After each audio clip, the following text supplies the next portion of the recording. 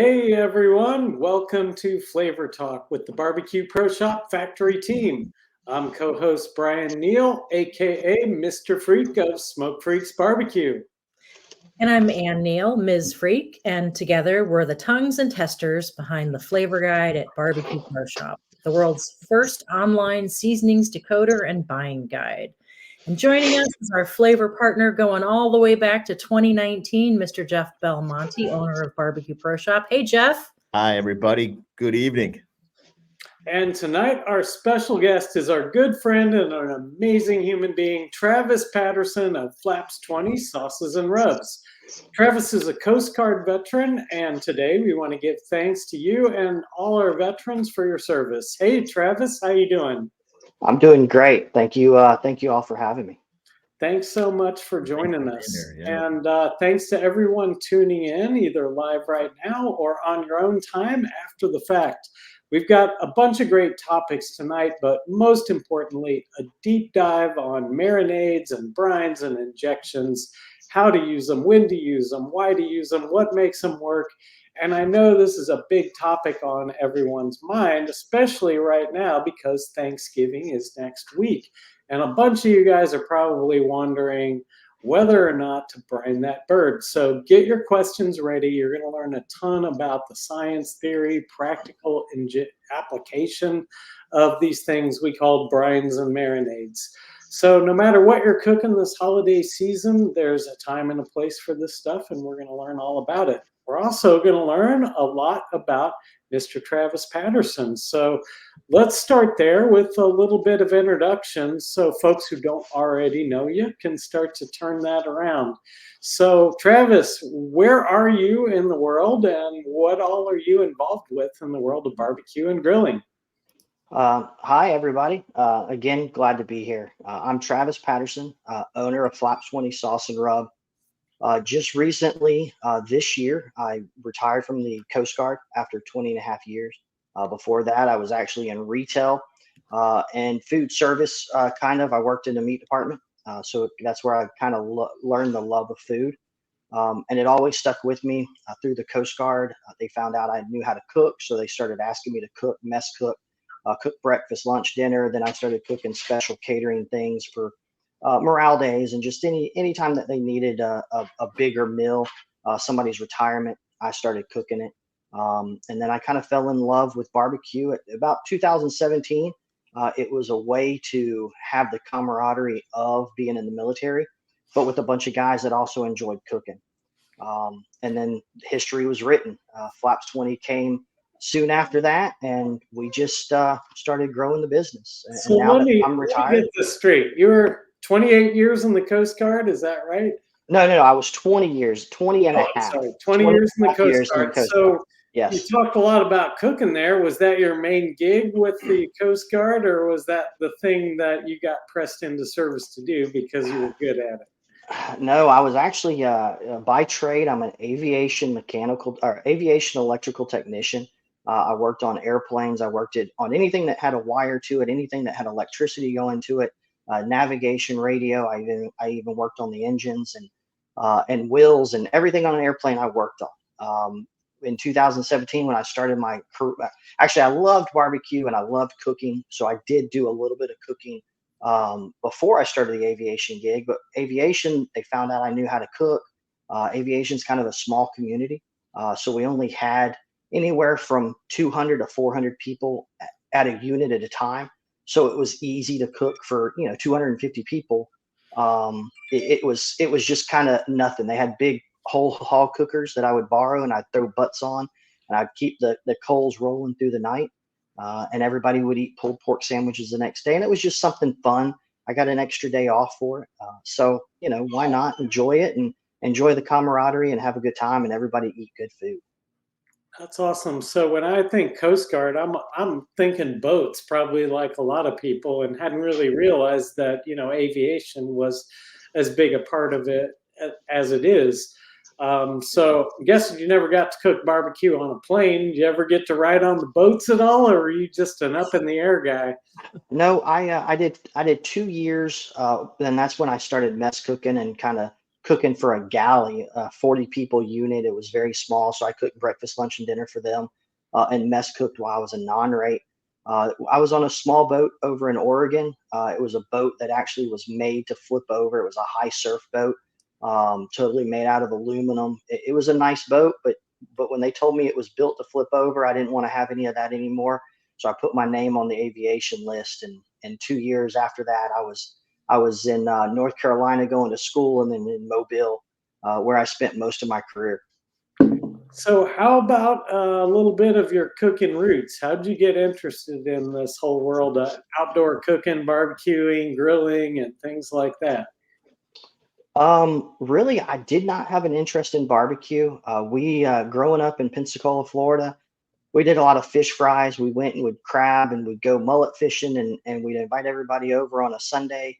And my parents would cook, cook fish. Didn't really know much about barbecue until I got into the Coast Guard. When I got in the Coast Guard, I started cooking ribs and Boston butts, and I thought I knew what was going on until I entered my first contest. And once I entered my first contest, I knew I didn't know anything about what I thought I did.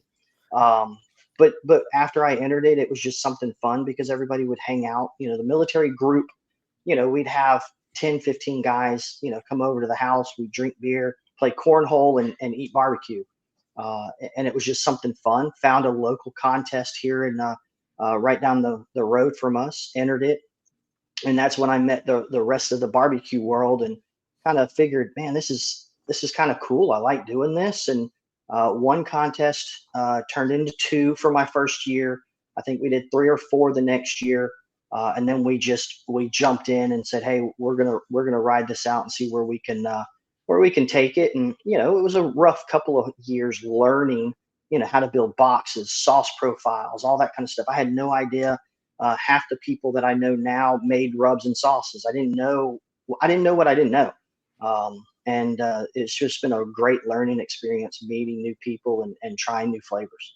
I love these origin stories of people coming up and about in the world of barbecue. And, we have a similar story of, there was a competition down the road in our first neighborhood in Chicago, and Mr. Freak signed us up and we didn't know what we were doing and lost our pop-up and didn't know how to assemble our grill and all kinds of stuff. And, all of that.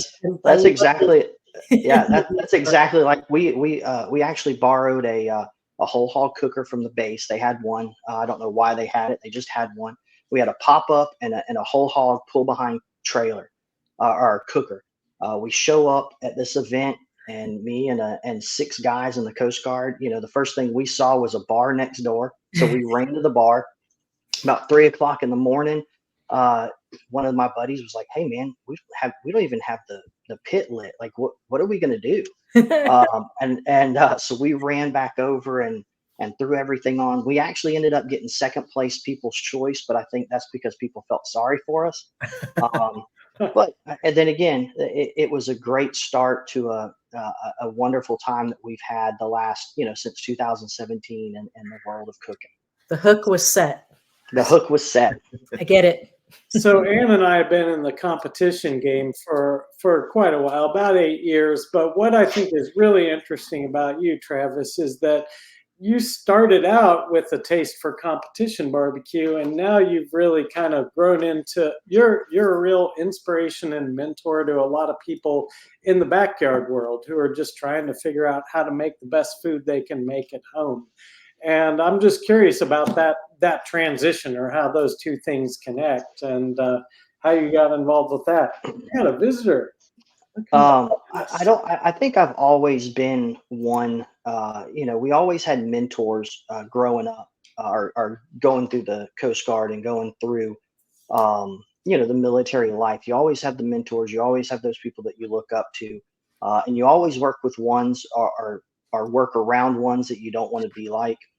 So you filter to the ones that you're, and you kind of try to mold yourself into the ones that helped you out, that went the extra mile. And I think it kind of, once we started into the barbecue world, I had a bunch of guys come up to me, and lived locally here, and we're still really good friends, and we hang out every day, and we kind of do the barbecue world. But that's what they did. They took me under They took me under the wing and kind of taught me where I need to go. So I said, hey, these people took the time with me.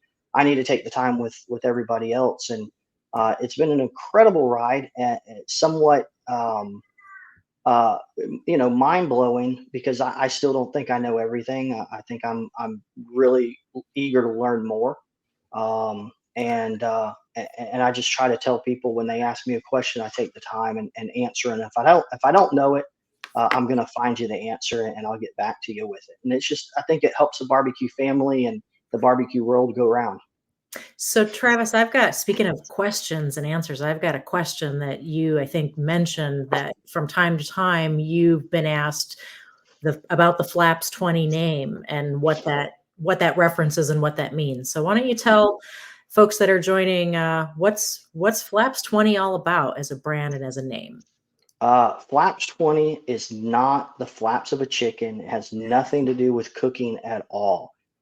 Flaps 20 is when me and a buddy of mine that actually started the business together. We were both aviation guys, and we kind of wanted to pay a little bit of homage to our barbecue roots. And it was a twofold thing. One, we thought, oh man, we're going to be a veteran company, and everybody's going to buy our stuff because we're a veteran company. Little do we know that 90% or 60% of the guys who make rubs are veterans also. But Flaps 20 is the setting. So the wings of an aircraft have what they call flaps. They have slats and flaps. The flaps are the back portion of it, and they kind of help the airplane go at slower speeds and increase lift. So we heard Flaps 20. Every time we came for a landing, we heard Flaps 20 ready for landing. And it was just something that we heard through our 20 years or 17 years of aviation experience. And it just kind of stuck, and it said, hey, let's just call it Flaps 20. The Sabi story that we sell to people was during retirement, you set your flaps to 20 one last time and land, and then you're back with your family. But that's really, that's just the sappy part to sell product. But really, it's just the setting on flaps when we go to land. So I gotta say, I'm experiencing a little Bader Meinhof phenomenon ever since you told me about that. And y'all listening might need to Google that, because I sure did. But ever since you told me this a week ago, I've heard it twice just out in real life. The other night, Ann and I were watching some awful movie on YouTube about this is a real story, apparently. This guy had to land a 767, I think, with no engines. And I just remember I'm falling asleep, and all of a sudden I hear the pilot, we're going to be at Flaps 20. And I woke up and I'm like, whoa, did you hear that? Flaps 20. And now I hear it everywhere. So. They're worried about eating barbecue, and they're fixed to crash the plane. So is 20 a common setting? I guess that's a lot of landings are going to involve a little. Yeah. So the 20 references the degrees of where the flaps are in relation to the aircraft, or in relation to the wing. However, a lot of it, like the last plane that I worked on and I flew on, it was actually like 16 point something or 17 degrees, but it's harder to say 17 degrees than 20. So usually everybody just goes 10, 20, 30, and 40. And it just kind of, just round numbers that say, and most of the newer aircraft, all it is takeoff, landing, approach. So they're not even numbers. And so most of your airliners are probably takeoff, approach, landing, and they just kind of coincide with the degree of all right. Well, we're getting way over my head, both figuratively and literally. So before we move on, let me just take a minute to welcome some folks who are joining us tonight. Josh Carter, hey. Larry, thanks for joining us. Carrie Ann, hi. Steve Hughes, what's up? Kevin, who else we got here? Nakia, Andre, Josh Michelli, Blazing Star, how you doing? Karen, hi. Jason. Thanks everyone for joining us tonight. Michael Sanders. The Moo crew came strong tonight. Yeah. I appreciate all you guys tuning in. Let's talk a little bit about what Flaps 20 does, what Flaps 20 makes, and who are the Moo crew. So Flaps 20, again, we took over the business, or I bought it from my business partner in 2021. Before then, it was just kind of a mom and pop thing. We sold to friends, family, not much of anything else. I dreamed of something a little bit more. And me and my partner talked, and he said, "Hey, you know what? Take it. This is your dream. Do what you want, and it's yours." So we walked away from that and really just kind of rebranded ourselves. We started doing some research on some other co-packers, trying to find a co-packer that would work for us, that could give us the quality product we wanted to. Once we got happy with the branding, once we got happy with the co-packer, we started running what we call our flagship, or what I brought to the table at first, which was our Thriller Griller. It was an all-purpose SPG and a steak and beef rub for brisket. And once we got those back out and kind of recouped from doing the rebranding, buying the business, then we had some stuff in our back pocket, our CPR, which is our sweet Q rub, and then the Flaps all-purpose rub, which is I pay homage to my old business partner, because that was one of the rubs that he brought in, that I really liked.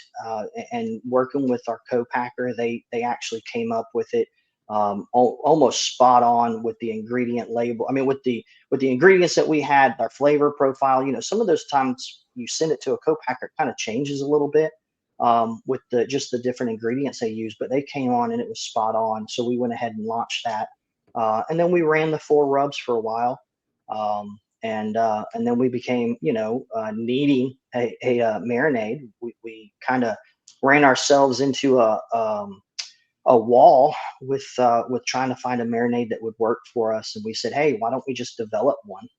We've already made the rubs. We kind of know how this process goes. And we know what we want from a marinade. So we made Moo Magic, and then we've never looked back from there, because I mean, that was a godsend. We were blessed to have that. It's been really good for us. And then just recently, our Poultry Palooza, which has been out for a month. And that's going to be it for our line of rubs and marinades. We're not going to make any more of that.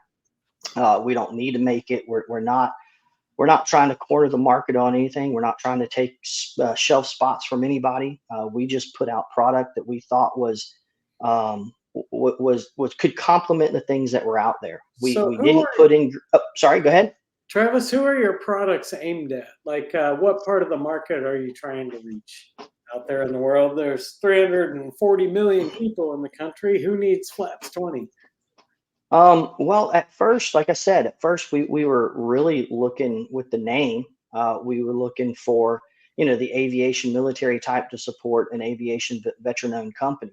Once we started getting into the barbecue world, we found out that, hey, our rubs and sauces at the time fit another niche. So we started talking to barbecuers and saying, hey, what do you want to use? What do you like to use? And then we started finding out these things called profiles. We just had started with barbecue, so we really didn't know, flavor profiles and all that nonsense that people were talking.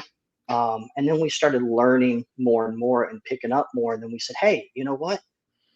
We got something for you. Try this. And it would complement the things that they were using. Some of our ingredients that we use, not saying that nobody else uses it, but they're ingredients that complement other ingredients. Our SPG does not have onion powder. It doesn't have that buttery flavor. So if you're looking for a garlic, salt, pepper to complement an onion buttery rub, well, you can use those two. Our brisket. Let me share the SPG on screen real quick while he's telling us about it.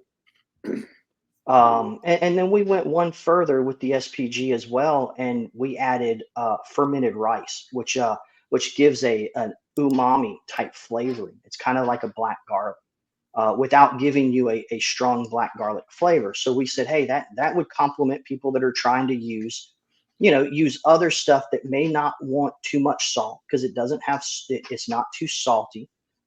It's not sweet at all. And it's not to me, the pepper, the garlic, and the salt really blend together very, very well.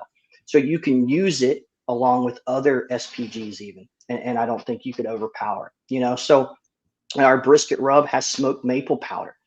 So It gives before we move on to the thriller, I got the griller up on screen here. There's an awful lot of SPGs out there in the world, and this one Ann and I both thought right away when we tasted it was just kind of special. For me, it's about the way the black pepper hits. It's got a super fresh black pepper pop to it, and just that. You said that the onion flavor isn't coming from onion powder. Is that right? No. I didn't even put onion in it. There's no onion It is powder. nothing. There's no onion powder in it. It has fermented rice, which gives you an umami kind of flavor. So that's kind of the back end flavor pop that you're just like, whoa, man, that is, but it just gives you a little bit more depth, I think, especially when you use it with another rub. And the It herbs, marries very well. the herbs in the griller are also really lovely, really nice, and I think that's also something that is distinct about this as a white AP rub. Not every white AP rub has herbs, so that's just another nice thing, and you can pair that, as you said. I don't know if you can pick up on that in the kind of macro photography, but that was just really lovely. And we do all of our flavor guide testing on boring pork chops that just need flavor to kind of understand what's at play with when you add fire and flavor to the raw rubs. We always cook with them, and boy, those pork chops when we did our flavor guide testing they're outstanding. Yeah, and that was kind of he alluded earlier. Who did I make it for? I made it for the everyday griller as well. Something that you could add really quickly to something and add that extra depth of flavor. Add something that you don't normally get with another store-bought rub, not necessarily a competition rub, because a lot of us when we started didn't even know about competition rubs. So it was just a really welcome factor to your taste buds. And then you got the thriller. I just absolutely love the color of thriller. Beautiful. That's why I wanted to show that. That's just a it is beautiful. It is. It gives, and I started actually using the thriller steak and brisket rub on my ribs very recently as a last layer of my pork rub profile, just because that pop of that red flavor, that red color. But yeah, again, the thriller has smoked maple powder, something that a lot of people normally don't have in a beef rub. It had, and here we are, we evolve as we go. And the big change that we did this year hasn't gone out yet, but we had orange peel, and we thought the orange peel worked really, really good for certain foods. However, when you go low and slow and you put smoke to orange peel, it becomes really bitter. So what we were having a problem with people that were either cooking hot and fast, briskets or steak, or they were going low and slow and letting that orange peel get too much smoke. It started being bitter. So we went and said, hey, you know what? We're not happy if our customers aren't happy. Let's change it up a little bit. So we took some of that orange peel. Actually, we took all the orange peel out of it. And actually it's lights out. I mean, we've ran it. I have some sample packs, but we ran it in 5 different steak turn-ins, and every one of them was a 52.8 or higher flavor score. So I think we did a good job with redoing that one. So it's interesting you mentioned that. I mean, at the end of the day, all the seasonings on the wall behind Jeff, they're probably sharing at least 50% of ingredients in common, but then it gets to the special things they're doing, the different blends, the mixtures, and all the rest. But at the end of the day, they're just seasonings. And I try and tell folks all the time that you could pick any of these things and probably get away with using it on just about anything, as long as you cook it good. If you cook that piece of meat or those veggies just perfect, and you use the appropriate amount of seasonings, it's going to taste good. It's just a matter of what did you make it taste like. Right. And I am continually blown away at just what a difference any little tweak makes. Like Ann and I are pretty big in the competition steak game, and we've got we've got one go-to formula that we go to that she cooks generally every competition. And then I'm always fine-tuning. I'll either make a little tiny adjustment or a great big adjustment. And I'm just blown away that if you change 10% of a seasoning, just how different it is. Oh, And you're right. I hadn't really even stopped to think about, well, what about all the differences that come from how you're cooking? Are you hot and fast? Are you low and slow? Are you adding fat to it? Is there natural fat in the product that cooks? At the end of the day, it's all chemistry. And as you mentioned, the orange peel thing, it never would occurred to me to realize that what can happen to that over time. And I'm just curious, how do you go about getting that intelligence from your users and the marketplace about how to make a change like that? I'm an information geek. If something is wrong, or I want to know how something tastes, I'll search it on the internet. Google first, and then once I Google it, and once I start finding out some things, then I move and talk to my co-packer, and I just get some ideas. I bounce some stuff off them. So the orange peel, just as an example, I had some people say, man, it's great, but it's bitter when I cook it this way. So I started looking at the big uses of orange peel and where is it being used. Orange peel is used a lot over in Asian cuisine, Asian cooking, and they use it to add to their a lot of their quick flash fried dishes to add a sense of bitterness to their food. That's what they want, and that's why they add it. And once I kind of figured that out, then that's when I went to my co-packer and I said, hey, look, this is what I've kind of figured out. What's your input on it? They gave me their input, and we talked it over. And I said, okay, I want you to send me this, and I want you to send me this. They would send it to me. I would try it, and I said, okay, this is the one. Let's keep it like that. Update the recipe, and that just so happened to be taking the orange peel out of it, so that I feel. And again, you take 10% of something, even if you take 2 or 3% of an ingredient out, it can change a lot. And just dialing it in and trying to figure those little minute things out. When I took the orange peel out, you tasted a lot more of that smoked maple. You tasted a little bit more of some of the other flavors that were in there. And it was incredible, that just that little minor change, kind of almost, it didn't make a new rub. It tastes similar. It just doesn't have that bitter taste when you cook it fast, or Boy, you're cooking I steak. can't wait to try that thing. Let's switch gears and get into some marinades, injections, brines, because I know you got a couple of great ones. I've had the opportunity to play around with both of them a little bit in the last year, including as recently as tonight, as we're talking here on live stream. Ann and I've got our practice turkey going out on the smoker. I'm sure we're not the only people who practice a turkey the week before Thanksgiving to get their flavors and their timelines dialed in. But right now we got a bird in the smoke that is got the Poultry Palooza brine going on. We put that on last night, and I gave it 16 hours. And what I am first wondering is, what happens to a turkey when you put it in a big bag full of Poultry Palooza for 16 hours? What's going on? It's gonna suck up some of that salt, and that's like before anybody made brine, before anybody commercially made any brine. Brine consisted of really two things: salt and sugar.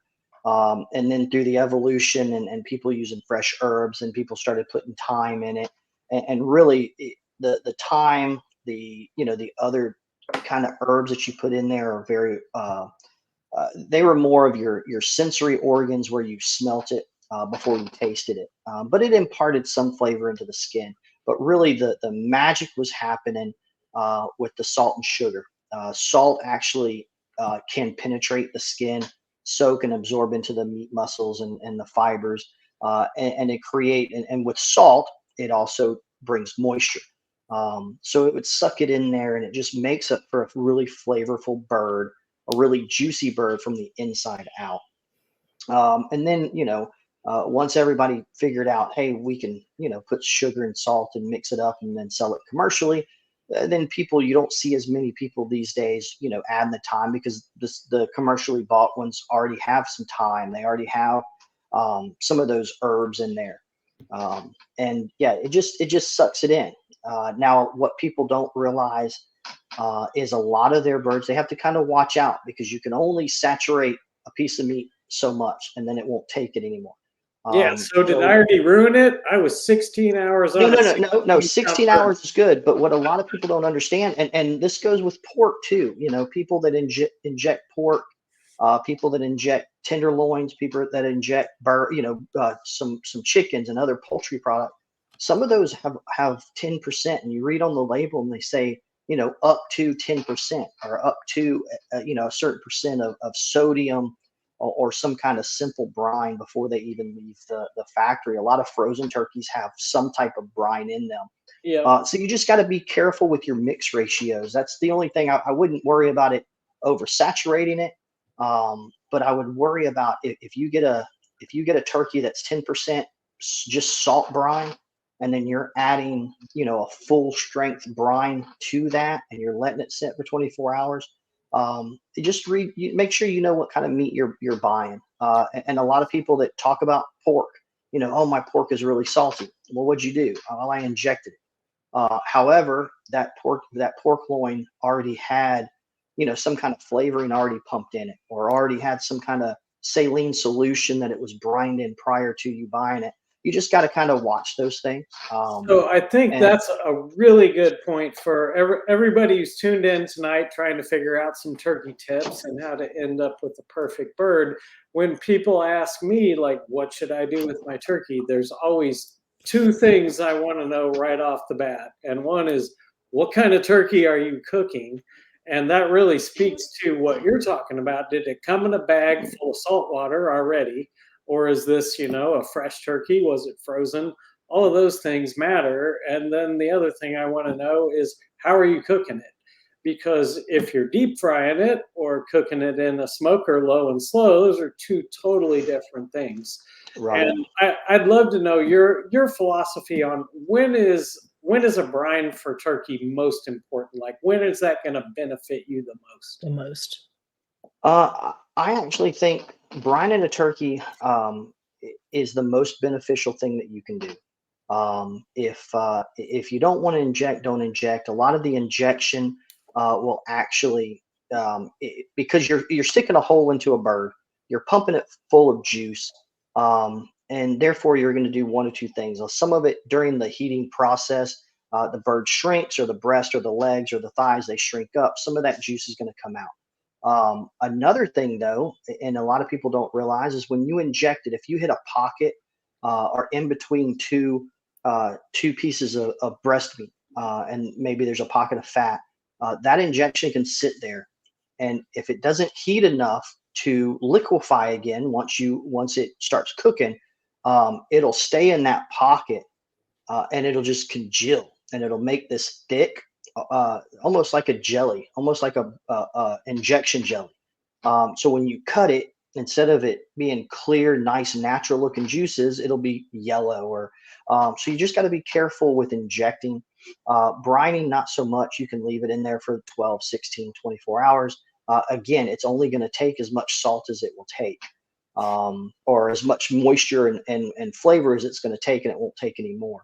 Travis, I think I've had that experience injecting my KCBS chicken and just experimenting with, different products. And it I don't know what I did, but it was, like you said, it was like jelly.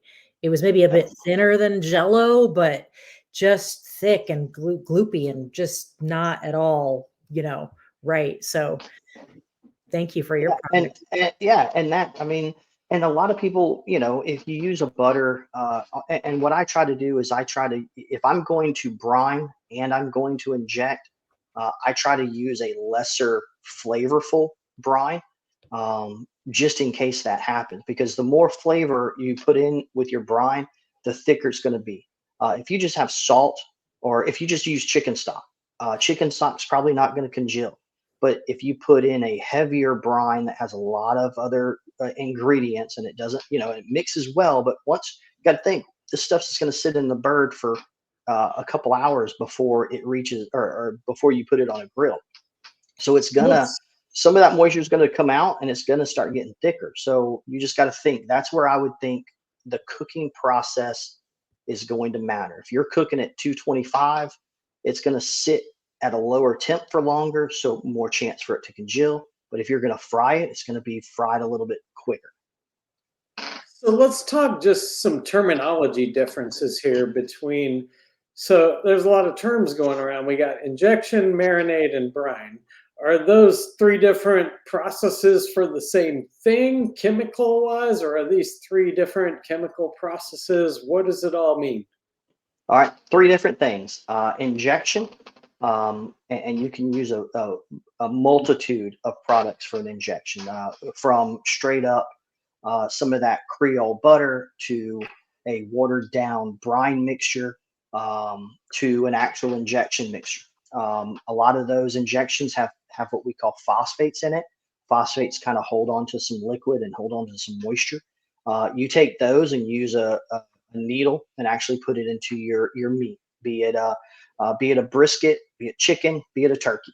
So why do You're you shooting it. inject? What's the rationale for doing that? Sticking a needle and pumping it full of something. What you're doing is you're imparting flavor into each individual piece of meat instead of hoping that inner breast meat or that inner thigh meat or those legs get some of that brine in there and some of that some of that salt mixture. You can add and impart more flavor to it. So you can't brine a turkey with butter. It's just too thick. That butter's not going to soak into it. So if you wanted to use a Creole butter to impart flavor into the meat, you would inject it.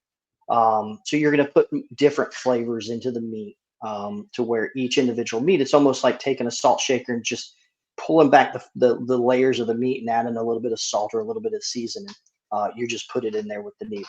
Okay. Brining, on the other hand, is all you're doing is you're soaking it in some water that has some type of flavoring in it, some kind of brine. Usually you would, like I said, a salt, sugar, and then other additives, a poultry palooza. You mix it, you put it in there, and it's going to help absorb the moisture. But a lot of that flavor of that brine will kind of get onto the outside, maybe the inner layers. But no matter how long you brine something, if you brine a piece of chicken, and you brine it for 24 hours and you cut that piece of chicken and you take a little small piece out of the center of it, you're probably not going to taste the brine.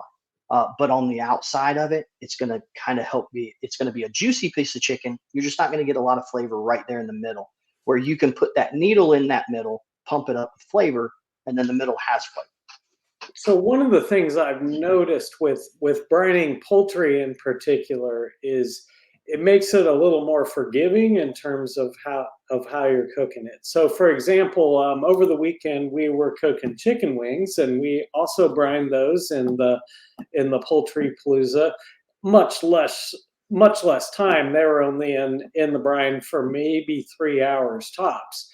But one reason I really like to brine something tiny like a chicken wing like that is when I'm cooking it in my smoker, one thing you're always battling, or I'm always battling anyway, is getting rubbery skin. And in order to overcome that, I need to get that temperature up a little hotter than chicken is technically done. I'll eat a piece of chicken cooked 155 degrees, no problem, even though the USDA says a little hotter. But for chicken wings, to get the skin right, I'm usually getting that little flat to probably 200 degrees. 200, yeah. And I've noticed when I brine it, it will still come out perfectly juicy. It doesn't taste overcooked, because of what I assume, and I'm hoping you're going to teach me, is some kind of chemical magic that happens when I soak it in that salt and that sugar. Any idea what makes that magic possible? Well, really, I think it's a combination of two things. One, you soaking it in the salt, and the reverse osmosis effect of the salt being pulled into that meat. It exchanges some of the liquid that's already in the meat or in that chicken meat, pulls it out, and allows the moisture of the water salt mixture to go in. 2, you're also putting the salt, which I don't know if you, I mean, everybody's done it. You put salt on a piece of skin and it kind of dries out. So it's pulling the moisture out of the skin as well. So when you put it on your smoker, and this is my belief, it helps crisp that skin up quicker, so that if you have a solid piece of skin all the way around, the moisture can't go anywhere except stay in. So you're not getting a lot. You're not getting a lot of that moisture to leak out. It's staying within the chicken, making for a better bite and a juicier piece of chicken. Brian, did you catch the literal juices running down people's chins? And Jeff, did you happen to notice that? I mean, Yeah, on no, more than one occasion, we had to go get a paper towel. Yeah, and it's something I've always done on chicken wings is I brine them because of that reason, because I like to actually char the outside so it's really crispy and I because you almost get like that deep fried effect. But we always do like bone-in chicken breasts at home, and we always brine them, and we have the exact same experience that no one is when people come over for dinner or whatever, they just can't believe it, because when you put a good rub on it and you brine them, the flavor in those things is just amazing. And same thing with the turkey. Whenever we slice a turkey on Thanksgiving, people just can't believe. They're like, I've never had turkey like this before, because when you're slicing that breast, it's just still filled with all those juices. And that really makes a difference. If you haven't, I mean, if the people out there have not tried it, this is the year to do it, because it's really a no-brainer.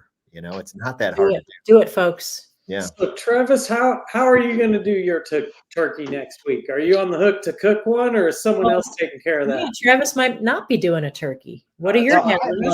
I actually did a turkey a couple days ago, but I'm probably going to end up doing another turkey, or at least a turkey breast for my family, or for the immediate family that's going to gather around.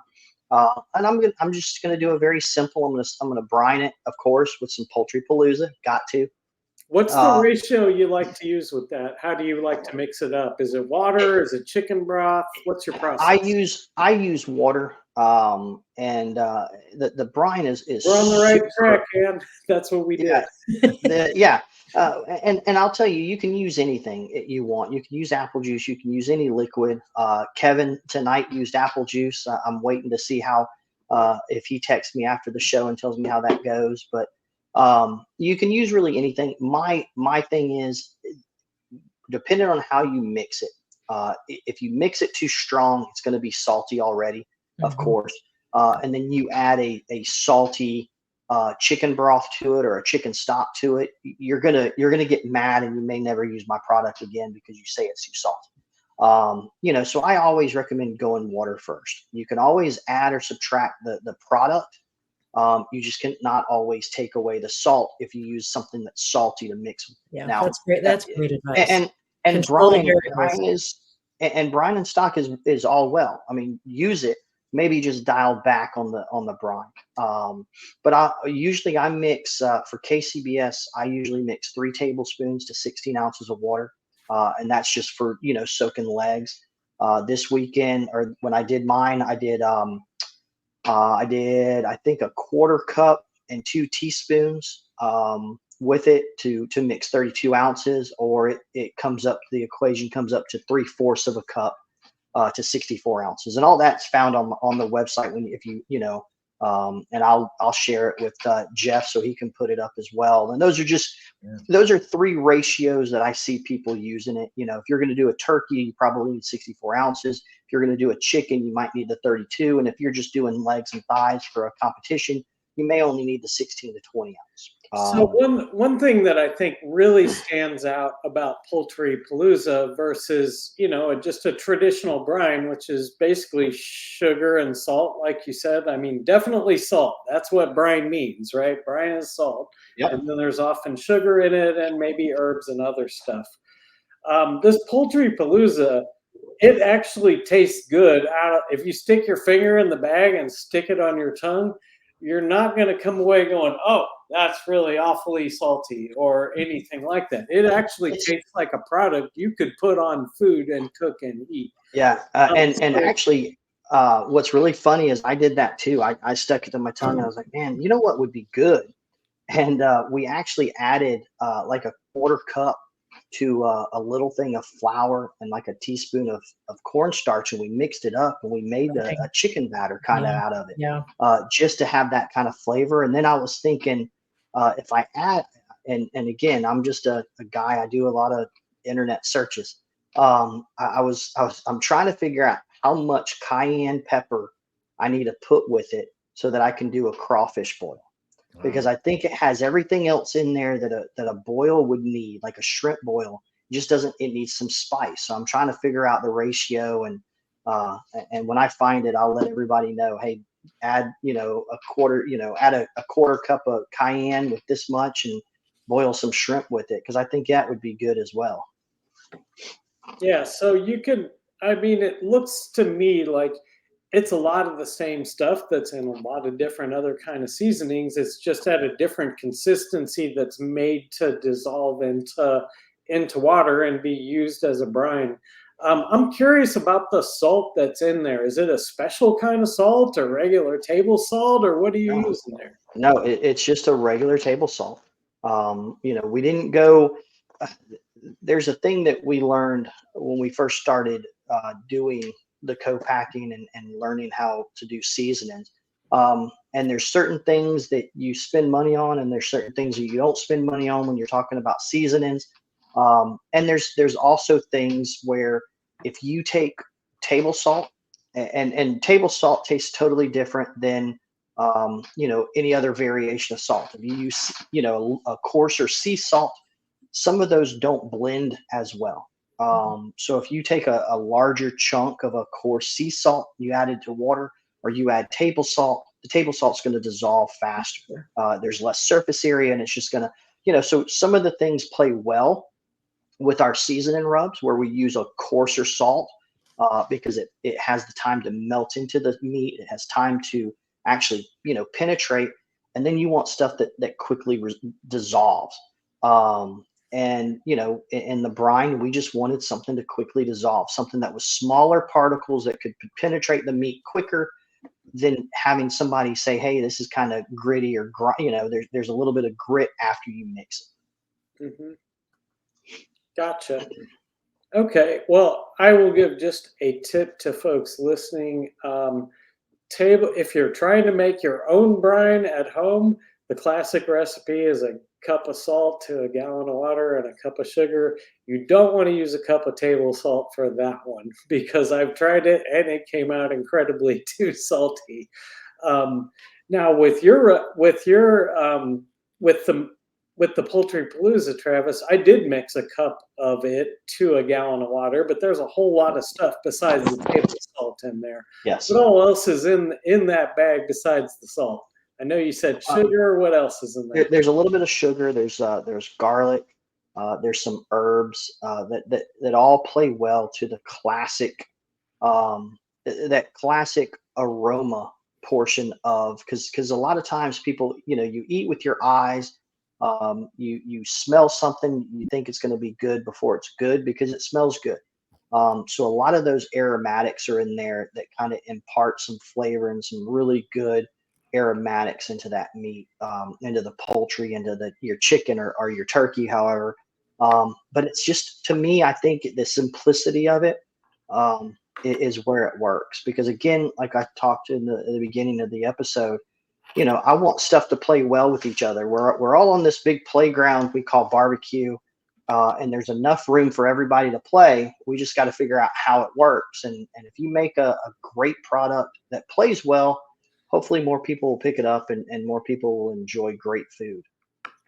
So I never finished the trifecta. Let's get back to what the heck is a marinade, and how is that different from a brine? Because I know you got so marinade. the marinade's the last thing. Marinade is almost like, I would say it was almost like a brine.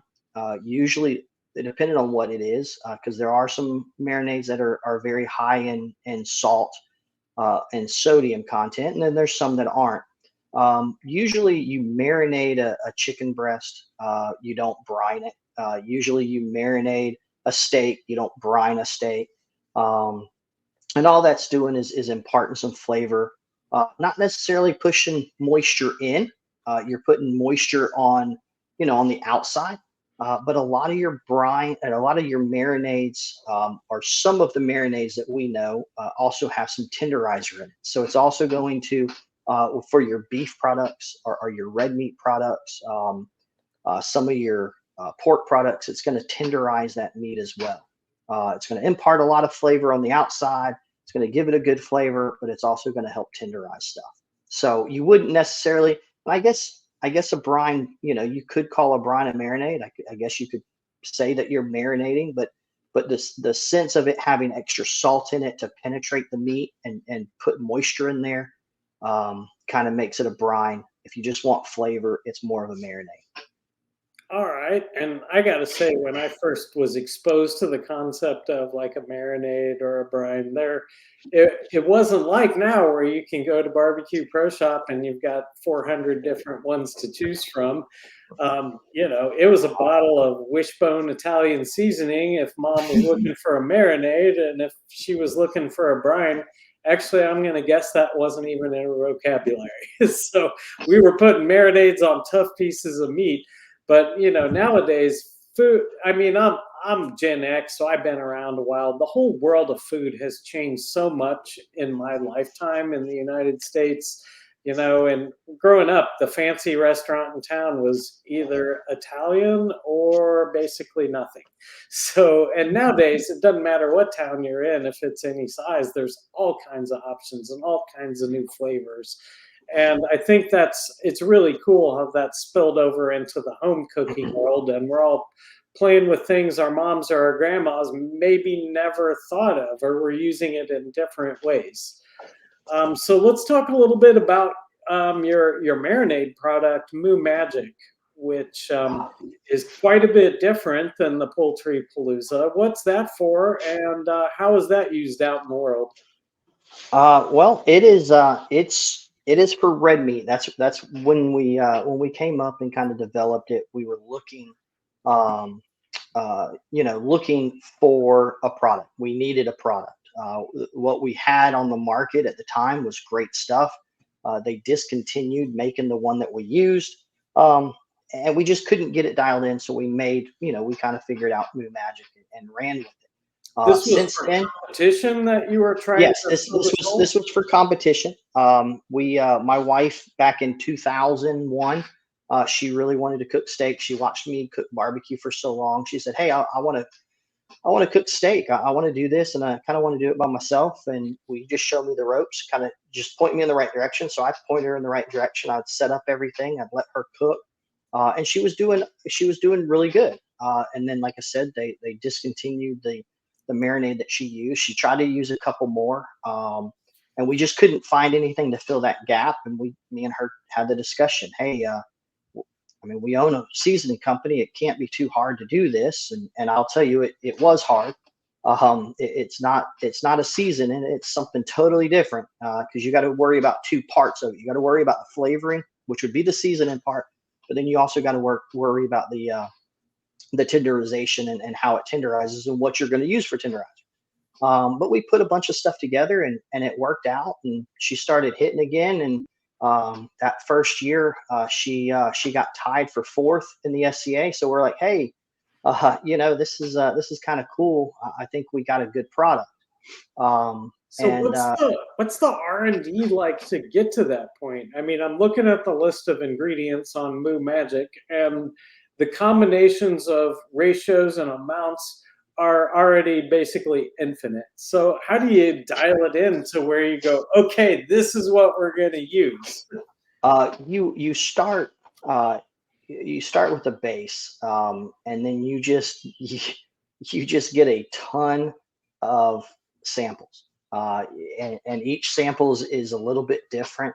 And there is, like you said, there's an infinite ways you could mix those things. Your flavor profile, and what you want your flavor to taste like.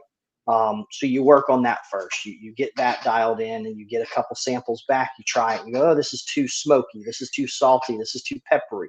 And then they start sending you back. Because everything in a co-packer's world goes off percentages. They don't. Once they figure out the formula is gone again, because that formula is now percentages. Each season in rub and a bigger aspect of things. I mean, we're not talking, somebody mixing it at home. You're talking, pallets of it. If it comes on a pallet, more than likely that recipe is percentages. It has 2% of this, it has 4% of this, and it has 10% of this until it's 100%. And that's how they mix it. It's percentages. They don't even care about weight or nothing. It's just how much percent is for this volume. And then once you kind of dial it in, you say take 1%, 3% more of this, take this totally out. And once you get that flavor, it is, it's good. You're like, okay, that's the flavor I want. Let's start talking about how much tenderizer we want, what kind of tenderizer you want. And it is like Carrie Ann said, it is a lot of blood, sweat, and eating steak and hard work trying to get it and then giving somebody a sample of it.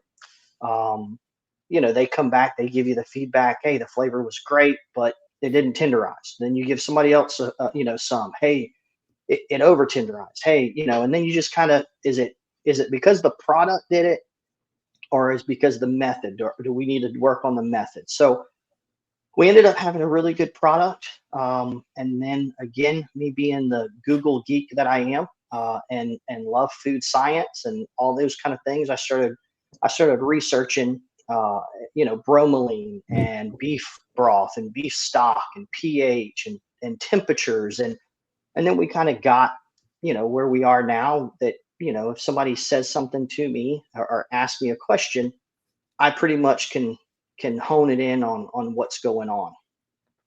It's so interesting, Travis. You talked about, is it the product? Is it the method? And, I'll just throw in, like in state cook-off association contest, is it the steak? Is it the protein that varies each and every time, you go to cook with it? So I can just imagine the process that must exist, fine tuning and honing and iterating. And I imagine you have, with your Moo crew, some built-in, product feedback mechanisms, which is just so fantastic.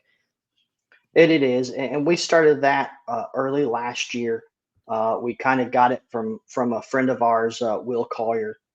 He has his own private page. Now his is triple the size as our page. But we have a page that we can do R&D. We can talk about, hey, do you like this t-shirt? Do you like this hat? Do you, how are you running the brine? How are you doing? One of the biggest guys, he just, he was asking a question earlier, and I think it's funny because he answered his own question. Somebody got on there and said, hey, who dry brines? Has anybody tried dry brine? And then you got 40 or 50, teammates or team people on that page that can, hey, I've tried it. I haven't tried it. I'm listening. I'm interested. And then it goes back and forth, and somebody runs it at a contest, comes back, hey, it didn't work. I'm going to try this. And then they would try that. And then, and that's where we learn a lot of the stuff that we tell people, and they do a really great job. We have a fantastic group of teams, guys and girls that are just, they're out there to help. And, they will give you the shirt off the back. They'll give you your table. They'll let you set up underneath their tent. We've had them do it for us. And they'll just kind of, give all the information that they have to try to make everybody successful, which is a blessing to Carrie and I, and we thank them for doing it. But that's where we learned a lot of our stuff. How do folks find that page again? We're so Flaps 20 Sauce and Rub.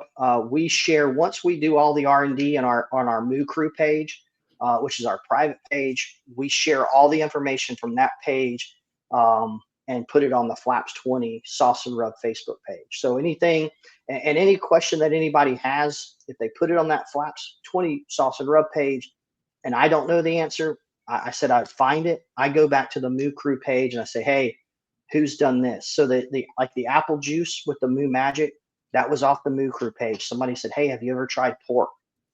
I said, no, this is a beef, this is a beef marinade. Why would you do that?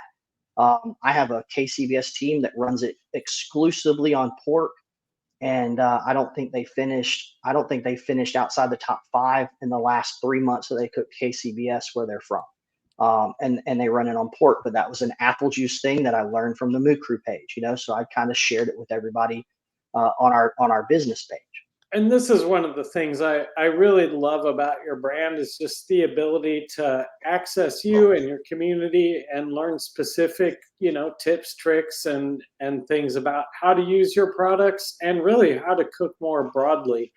There's got to be thousands of barbecue seasonings out there in the world, and there's a place for all of them. But it's not like I can turn to McCormick and get more than just recipes on the blog. With you guys, I Right. can get specific feedback to specific questions or problems or things that I'm just trying to accomplish. And the line in general, I don't want to leave folks with the impression that this stuff's only for competition, because it's definitely not.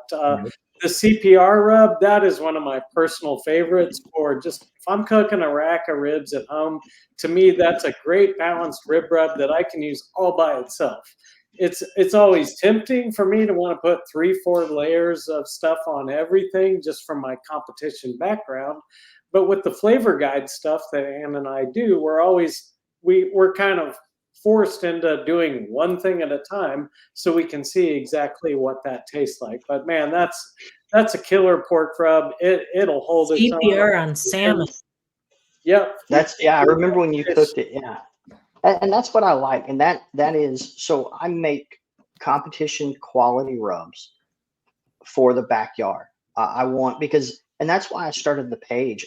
In all honesty, I love, talking competition. I love talking, but I like helping more. And if somebody gets on the page and says, "Hey, I see how you guys cook those ribs. How do you cook them?" I'll take the time and tell them every step of the way and kind of, hey, use this product, because I'd rather somebody be happy and cooking with my stuff at home, in the backyard, feeding their family. I mean, that makes me just as happy as somebody, getting a 180 in the KCBS or a perfect score in the SCA. It's just, it just feels good to know that these guys that kind of grew up, Gen X guys, that grew up watching Barbecue Pitmaster, that's always wanted I want to taste a rib like that, but I've never been to a barbecue competition. I can't. Well, yeah, you can. Just hit me up.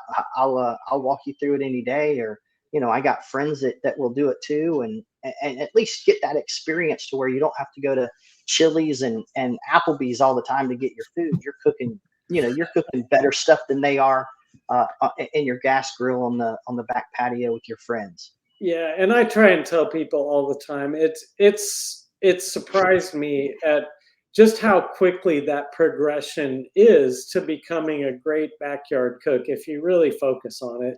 You need to focus on, I always tell people, first thing, just worry about your fire. Whether you got a gas grill, charcoal grill, no matter what you're cooking, learn how to manage that fire. And then the second thing to worry about is how to know when it's done so you can get it off there. Yep. And then the rest is just art. That's your own flavors, your own preferences, your own things you're going to bring to it. But as far as technical stuff, if you can master those two things, you're ahead of Applebee's, to be honest. Oh yeah. Yeah. My big saying that I try to use, on my Instagram posts sometimes, or any video I make, prep work makes the dream work. Learn how to prep your food, learn how to prep your protein or your vegetables or whatever, learn how to prep your grill to get it right. And then everything else will follow. Everything else will just be there. Just do the little extra work beforehand, and you'll be happy with the product each and every time.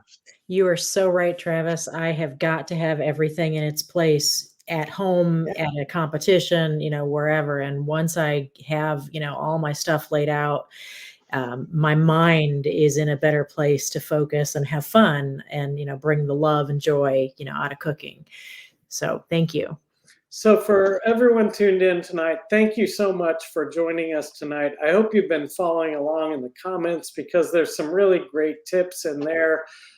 For example, I think of Moo Magic as a competition steak product, but I just learned from Brennan that 30-minute soak on my next tri-tip is going to work wonders for that thing. And I'm sure there's a lot of other great ways to use this stuff. In fact, I don't know, I shouldn't be telling you guys this, but the Poultry Palooza I'm actually going to try that as a little finishing dust in my next competition outing, because judges are just looking for flavor explosions. And if you sprinkle a little of that on top of your product, you're getting a flavor explosion. Hey, I hate to tell you this, but I think there's somebody in the comment section that's in this room that may or may not have already sprinkled a little bit of that. I haven't seen his name, but I did get reached out to 2 weeks ago and said that they sprinkled a little bit of the poultry palooza on their steak. Nice. I'm not surprised. So let me just, a tip for everyone out there. All you got to do to know if something is good is stick your finger in the bag and taste it. If it tastes good, you know it's good. Now, that's not necessarily what's going to happen when you cook with it. It's going to change, but you can tell right away, like, what's going on with this, and is this something I want to put on my food? And all your products are amazing in that respect. Travis, I want to thank you so much for joining us tonight, giving us an hour of your night, and helping illuminate some people about how to use Brine's injections and marinades a little bit. Yeah. Anytime. I thank you guys for inviting me. I've enjoyed it. I've enjoyed all the comments. And again, not to plug my own business site, but Flaps 20 Sauces and Rub on Facebook if you have any other questions. And you can find all my products at the Barbecue Pro Shop. It truly is a great resource, both your website and that Facebook page. So encourage everyone to check it out. Happy Thanksgiving to everyone coming up next week. Thanks to all the veterans, and happy Veterans Day just coming off that. And thanks most of all to you, Travis, for joining us tonight. Have a great night, everyone. Thank you. Good night, everyone. Appreciate all your hard work. Thanks. We'll see you next month for the next edition of Flavor Talk. Good night, everyone. Good night. Thanks, everyone.